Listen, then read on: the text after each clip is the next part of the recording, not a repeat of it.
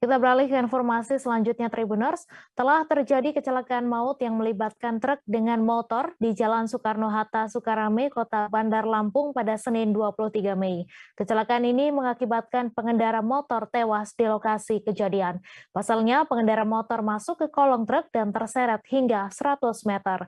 Untuk informasi lebih lengkapnya akan disampaikan langsung oleh rekan jurnalis Tribun Lampung, Hendra Saputra, yang kini sudah terhubung bersama kami. Silakan, Hendra. Baik, selamat siang Tribuners dan rekan Mei ya. Terkait kecelakaan atau laka lantas yang terjadi kemarin ya pada hari Rabu ya.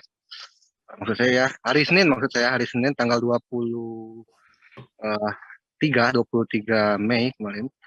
Itu menyebabkan satu orang korban tewas yang merupakan memang mahasiswa daripada Universitas Lampung ya. Kecelakaan terjadi sekitar pukul 12.35 atau setengah 1 siang, di mana memang pada saat itu sedang padat kendaraan yang melintas, di mana memang pada saat itu diketahui daripada masyarakat ataupun saksi yang melihat korban terseret hingga 100 meter di bawah kolong truk. Kecelakaan terjadi antara sepeda motor berjenis Matic ya, Honda Beat berwarna merah dengan nomor polisi BG 5214 EAE atau plat dari Sumatera Selatan dengan truk yang menabrak dengan nomor polisi BE 8176 QO. Korban yang sudah ditemukan dalam keadaan tidak bernyawa ya, itu langsung dibawa ke Rumah Sakit Abdul Muluk Tribuners.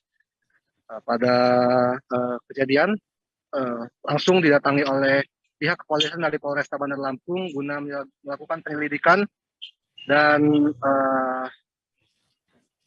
untuk barang bukti berupa sepeda motor dan juga truk langsung diamankan oleh pihak kepolisian. Seperti itu. Untuk saat ini informasi yang kami dapati terkait penyebab daripada kecelakaan belum diketahui ya. Namun indikasinya adalah daripada jalan yang bergelombang seperti itu Tribun. Terima kasih. Terima kasih Hendra Saputra atas laporan Anda. Selamat bertugas kembali. Terima kasih sudah nonton. Jangan lupa like, subscribe, dan share ya.